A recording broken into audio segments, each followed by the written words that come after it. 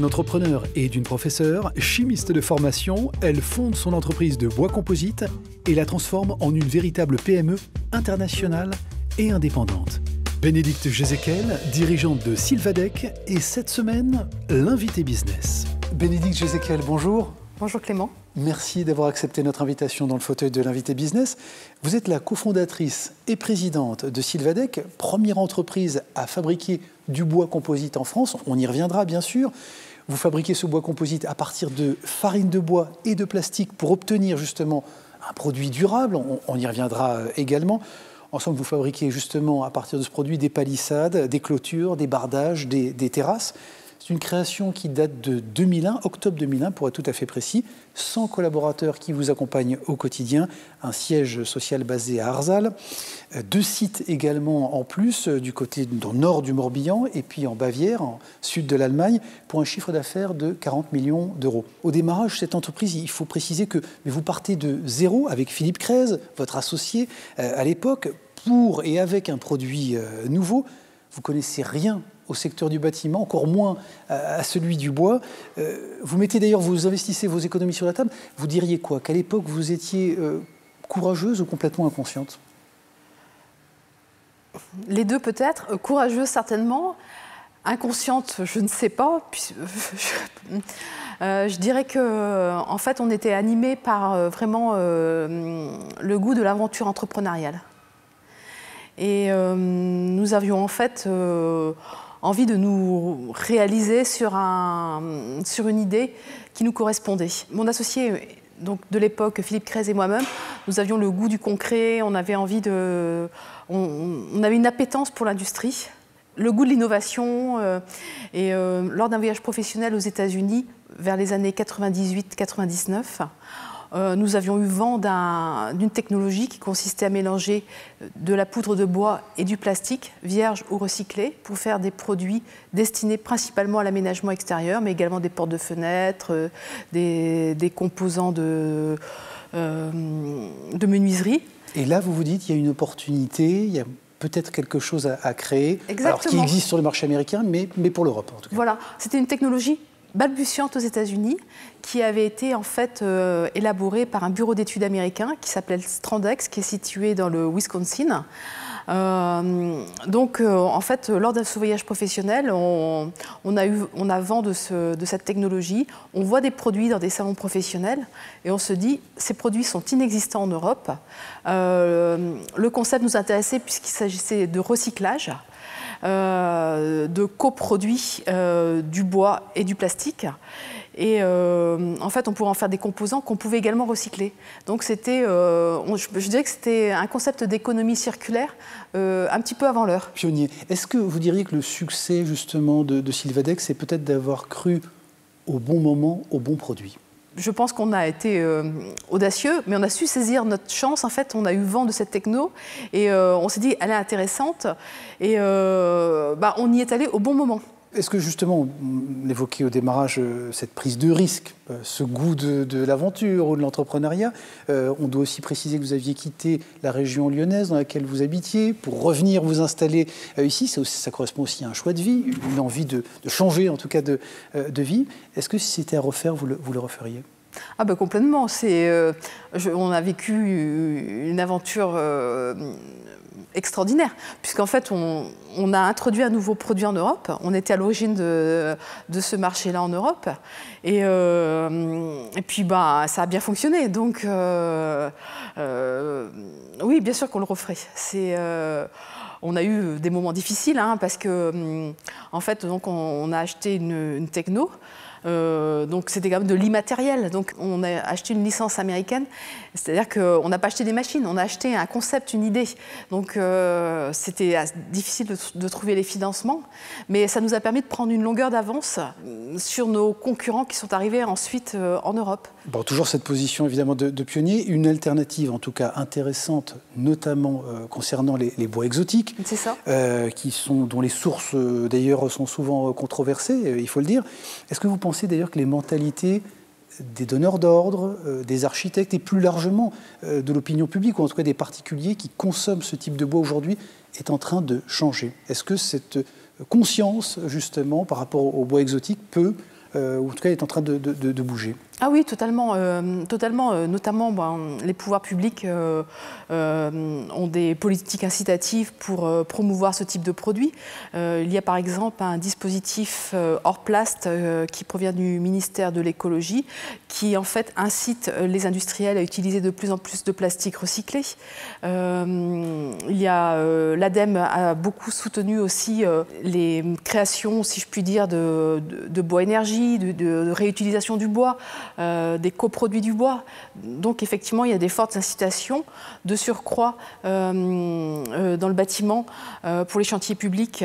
Les architectes et les bureaux d'études vont sélectionner de plus en plus de produits qui ont fait l'objet de fiches de déclaration environnementale et sanitaire.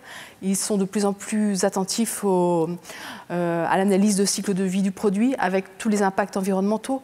Donc, pour nos produits, nous avons établi bien sûr ces fiches d'impact environnementaux. Bon, donc des clients potentiels, évidemment, pour Sylvadex. Ça veut dire que, est-ce que vous arrivez à sécuriser vos approvisionnements? Alors, vous le faites en passant des partenariats, notamment avec des menuiseries locales. Est-ce que c'est suffisant aujourd'hui pour répondre à vos besoins et à l'engouement, justement, que suscitent ces nouvelles aspirations au sujet de vos produits? Disons qu'actuellement, on vit une époque non ordinaire, extraordinaire, de par le contexte de la pandémie qui a bouleversé, je dirais, l'économie mondiale. Donc, si on fait un petit flashback par rapport à il y a un an, en fait, nous, on avait un rythme de croissance qui était relativement établi. Donc, le premier confinement arrive. Nous, on a une activité très saisonnière. On livre nos produits essentiellement de mars à fin juillet, puisque nous sommes dans l'aménagement extérieur. Et en fait, on se retrouve avec beaucoup de stock au mois de mars, puisqu'on a fabriqué tout notre stock pour la saison. Pendant, on va dire, un mois et demi, 2 mois, l'économie française est quasi à l'arrêt. Donc nous, on réduit aussi notre rythme de production. Notamment en France, ce n'est pas le cas en Allemagne. Et en fait, à l'issue du premier confinement, il y a eu un rebond des commandes extrêmement important. Et donc depuis, en fait, on est quasiment à flux tendu. De plus, là, il y a un deuxième phénomène qui est en train d'émerger, c'est effectivement les phénomènes de pénurie au niveau des matières premières et la désorganisation logistique du trafic maritime. Que vous subissez directement. Voilà, mais en fait, qui conduit nos clients, c'est-à-dire les réseaux de distribution professionnels, ainsi que la GSB, en fait, à se repositionner sur nos produits dont les matières premières proviennent essentiellement de France et d'Europe. Bon, GSB pour grande surface de bricolage, j'imagine, et pour la traduction. Très rapidement, quand même, 30% de votre activité est à l'export, en Europe plus largement, en Asie du Sud-Est. Quelle est l'ambition hors Covid pour la suite et pour Sylvadex? C'est de continuer à faire grossir cette part de votre chiffre d'affaires, de votre activité? Oui, tout à fait. Avant de créer cette société, on a travaillé dans des groupes internationaux avec le goût du voyage, le goût aussi de connaître de nouvelles cultures. Et finalement, lorsqu'on a créé notre société, on a participé à des salons internationaux et on a toujours fait de l'export. Et en fait, au début, on y allait un peu de façon désordonnée. On était attentif à toutes les opportunités, mais on n'avait pas forcément une politique hyper structurée. Et depuis quelques années, donc on essaye vraiment d'établir un réseau en Europe. Et c'est pour ça qu'on a installé une usine en Bavière. Parce que donc, nous sommes situés à Arzal, dans le Morbihan, c'est-à-dire vraiment à l'ouest de l'Europe. Et pour pouvoir bien distribuer nos produits en Europe, on voulait avoir une position centrale. Et nous nous sommes positionnés en Bavière. Bon, la Bavière comme effectivement un territoire stratégique pour ces ambitions-là notamment. Il est déjà temps, Bénédicte Jézéquel, de passer à la séquence inspiration. En effet, pour mieux comprendre ce qui peut guider nos chefs d'entreprise dans leur prise de décision au quotidien, dans leurs actions, dans leur engagement, il faut peut-être tout simplement leur poser la question de ce qui les inspire. Alors, Bénédicte Jézéquel, racontez-nous justement votre dernière lecture ou une lecture qui vous a marqué, qui vous a inspiré. Alors, un livre que j'ai beaucoup aimé dernièrement, que j'ai découvert, c'est Changer l'eau des fleurs de Valérie Perrin. Donc, c'est l'histoire d'une femme qui est garde-cimetière, donc ça peut paraître un petit peu triste, voire glauque, mais en réalité, c'est tout sauf glauque. C'est l'histoire de la vie, du deuil, et puis des petits bonheurs quotidiens. Et c'était un livre, je dirais, qui permet de se ressourcer. Un déplacement géographique, tiens, ou un voyage d'agrément ou professionnel qui vous a marqué? En ce qui concerne un voyage très inspirant pour moi, ça a été mon premier voyage aux États-Unis en 1992, quand j'ai commencé à travailler. Ça a guidé toute ma vie au final, toute ma vie professionnelle. J'ai eu l'occasion, enfin j'ai eu la chance de commencer dans une société américaine qui s'appelle IBM. Et j'ai été embauchée dans le Colorado, dans une fabrique d'encre en poudre de toner pour IBM. Et je devais faire des transferts de technologie des États-Unis vers la France. Et ça m'a vraiment, finalement, donné les outils pour pouvoir créer mon entreprise après. Un dernier investissement, tiens, ou une acquisition, ou peut-être une dépense, tout simplement, qui fait sens ou qui a fait sens selon vous? Je dirais, si on parle d'un investissement professionnel, c'est l'usine que nous avons montée en Bavière en 2017. La dernière rencontre, ou la personnalité, ou la conversation que vous avez eue qui vous a marqué? J'ai eu la chance de rencontrer beaucoup de gens dans ma vie professionnelle. On ne se fait jamais tout seul. Hein. On prend des idées. Je crois qu'il faut être beaucoup à l'écoute. Et l'une des dernières personnes que j'ai pu rencontrer, avec qui on a établi des programmes, c'est Alain Glon du groupe Glon avec lequel on a beaucoup échangé sur l'économie du déchet et avec lequel on est en train de réfléchir à un programme de recyclage de plastique. La création d'entreprise, tiens, ou l'entrepreneur qui mérite selon vous considération? J'ai été dernièrement en contact avec un bureau d'études espagnol et qui fait des formulations d'additifs pour, dans le but de réduire l'empreinte carbone de matériaux.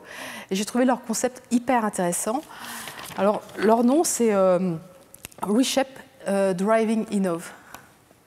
Pour terminer, peut-être, Bénédicte Gijekl, un personnage de la grande histoire ou de votre entourage proche, disparu aujourd'hui, mais à qui vous aimeriez parfois demander bon conseil ou avec qui vous aimeriez converser, tiens? Ma mère. Voilà, tout simplement.